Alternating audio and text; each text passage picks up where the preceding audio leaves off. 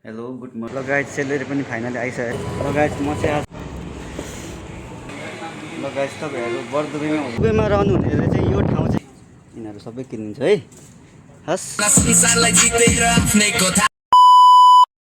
Hello good morning सबैलाई। सेवारो I hope सबैजना सन्चै हुनुहुन्छ होला अनि सबैलाई धेरै माया छ। आज चाहिँ मेरो डे अफ हो। अब त्यस्तो हेभी कन्टेन्ट त केही पनि छैन मसँग अब, किनकि म बाहिर जाँदिनँ, बाहिर गएर खिच्दिनँ। अनि अब त्यही हो नि, मेरो साथीहरू पनि छैन त्यस्तो। अनि त्यही भएर यहीँ रुम वरिपरि अनि ड्युटी गएको आएको खाएको त्यही भिडियोहरू मात्रै म पुरा हालिराखेको हुन्छु। तपाईँहरूलाई पनि अब गिद्दी लाग्छ होला नि, अब एउटै कन्टेन्ट होइन, एउटै कन्टेन्ट हेरिराख्दा। सो त्यही भएर अब तपाईँहरूले सजेस्ट गर्नु होला मलाई, अब कस्तो खालको भिडियो हाल्दा चाहिँ राम्रो हुन्छ।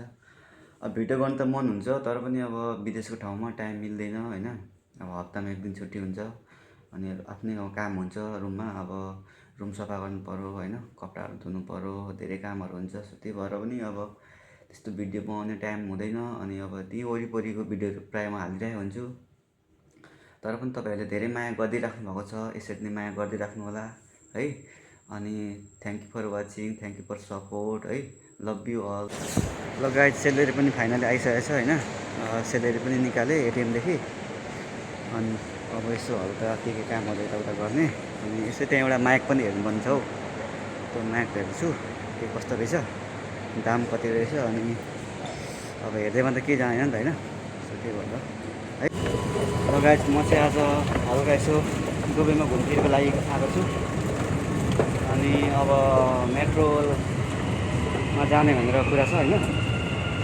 त्यो चाहिँ हाम्रो मेट्रो एउटा मेट्रो गइसक्यो। अब हाम्रो मेट्रो चाहिँ पर्खिरहेको छौँ। अब हाम्रो नेपालमा पनि कहिले यस्तो अब मेट्रो चढ्नु पाउने, नयाँ सरकार आएको छुट्टै हुन्छ होला है कि कसो हो साथी हो होइन। के भन्छौ तिमी अब हाम्रो नेपालको बारेमा के भन्नु छ? मेट्रो चढ्नु पाइन्छ त नि?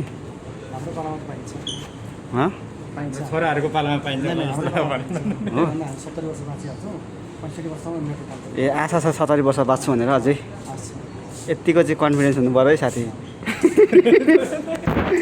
है त।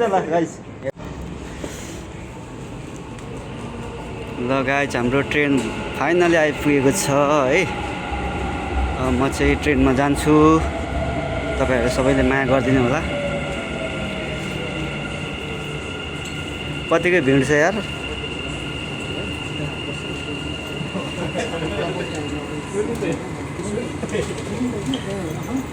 लास्टै भिडियो होला है छैन यार। तर म चाहिँ यता बस्छु ल।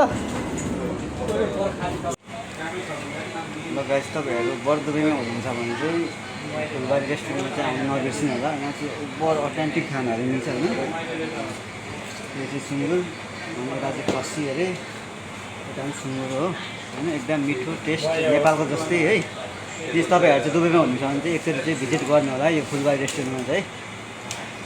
ल त मेरो साथी हो, साथीले त बुङ्गुर खाँदैन। अब यता खसी स्पेसल मेरो साथीलाई है। यस्तै छ ल साथीहरू। ल है साथी हो, अब दुबईमा रहनुहुनेले चाहिँ यो ठाउँ चाहिँ अब प्रायः नजान्ने चाहिँ कोही पनि हुनुहुन्न होला होइन। यो चाहिँ हाम्रो नेपाली पार्क जस्तै हो क्या। यहाँ चाहिँ अब हरेक हुन्छ नि, अब भेटघाट गर्ने, टिकटक बनाउने, यताउता सब हुन्छ नि, सब चाहिँ यही ठाउँमा हुन्छ है। सायद अब यो बर्दुबईको पार्क भनेपछि चाहिँ अब सबैलाई थाहा छ होला। सो म चाहिँ अब अहिले यो बर्दुबई पार्कमा छु। आज चाहिँ त्यस्तो क्राउड छैन, आज चाहिँ अब मान्छेहरू छैन त्यस्तो साह्रो। अरू बेला चाहिँ अब मोस्टली चाहिँ अब सटरडे फ्राइडे सटरडे चाहिँ अब मोस्टली मान्छे धेरै हुन्छ यहाँ चाहिँ। सो आज चाहिँ अब त्यस्तो मान्छे त छैन है। यही ल माया छ है, माया छ मात्र तिमी मेरो हुनु पऱ्यो। यो सबै किनिदिन्छु, यिनीहरू सबै किनिदिन्छु है। हस्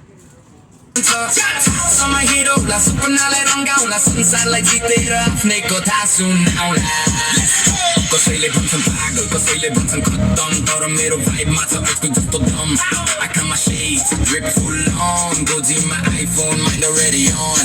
म जहाँ हिँड्छु त्यहाँ मेरो नाम सुन्दा गेममै डन हुन्छ बाटो